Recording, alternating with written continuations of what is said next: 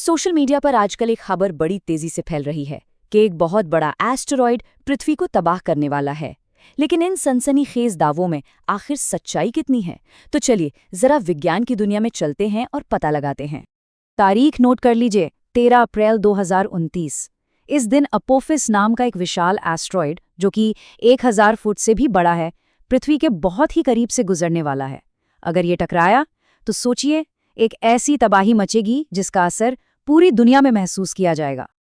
और रुकिए, बात यहीं खत्म नहीं होती। एक और एस्टेरॉयड की खबर है जिसके 2038 में पृथ्वी से टकराने की संभावना 72% बताई जा रही है। तो इन सभी वायरल पोस्ट्स और हेडलाइंस को देखकर जाहिर है मन में सबसे बड़ा सवाल यही उठता है, क्या दुनिया का अंत वाकई इतना नज़दीक है?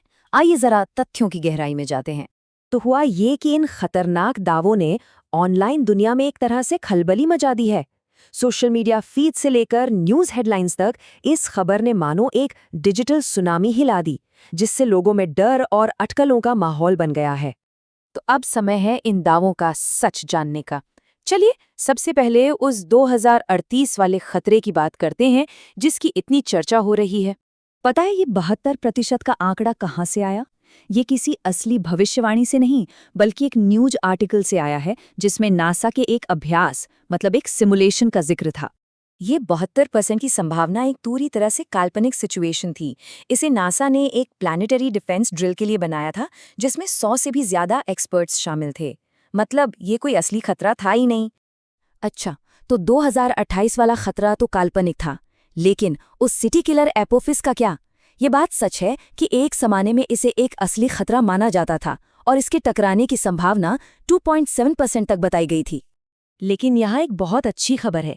सालों तक नज़र रखने के बाद नासा ने ये पूरी तरह से साफ कर दिया है कि अगले 100 सालों तक एपोफिस से पृथ्वी को ज़रा भी खतरा नहीं है। इसे अब रिस्क लिस्ट से भी हटा दिया गया है। तो अगर ये वायरल खबरें झूठी हैं, तो फिर वैज्ञानिक असली खतरों का पता लगाते कैसे हैं?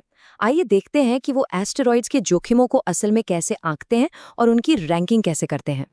देखिए, अंतरिक्ष में जो खतरे घूम रहे हैं वो मोटे तौर पर दो तरह के होते हैं, एस्टेरॉइड और कॉमेट यानी धूमकेतु। एस्टेरॉइड चट्टान और मेटल के बने होते हैं, जबकि कॉमेट बर्फ, चट्टान और धूल के, जिन्हें डर्टी स्नोबॉल भी कहा जाता है।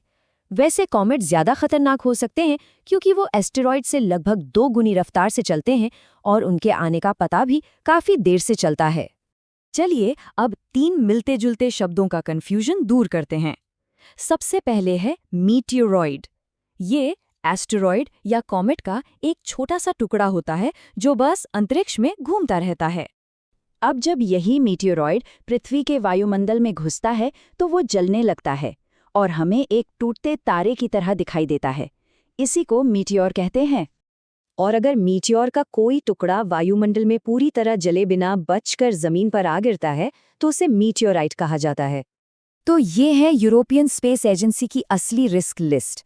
अब जरा इन नंबरों को देखिए।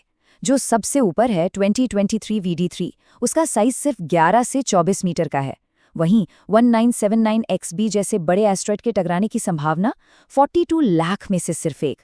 तो इससे साफ है कि असली खतरा छोटे पिंडों से ज्यादा है, जबकि बड़े पिंडों के टकराने की संभावना 9 के बराबर है।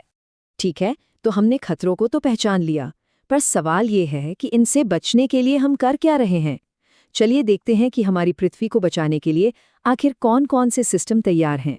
हमारे पास टेलीस्कोप और सर्वे प्रोजेक्ट्स का एक जबरदस्त नेटवर्क है जो लगातार आसमान पर नजर रखता है।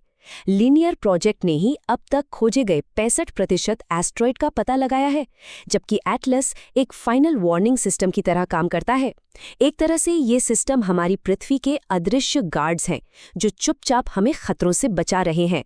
तो मान लीजिए कोई खतरनाक एस्टेरॉइड हमारी तरफ आ भी रहा है, तो वैज्ञानिकों के पास उसे रोकने के 3 मेन प्लान हैं। पहला है काइनेटिक इम्पैक्टर, जिसमें एक स्पेसक्राफ्ट को एस्टेरॉइड से टकराकर उसका रास्ता बदल दिया जाता है। दूसरा है स्लो पुश/पुल और तीसरा है न्यूक्लियर ऑप्शन, जो सिर्फ एक आखिरी उपाय है।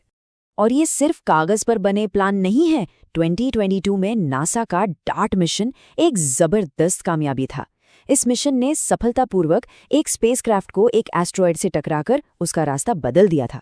ये इस बात का पक्का सबूत है कि काइनेटिक इम्पैक्ट तरीका वाकई काम करता है। तो आखिर में निष्कर्ष यही है कि इन वायरल डरावनी कहानियों पर यकीन करने से कहीं बेहतर है कि हम विज्ञान पर भरोसा करें।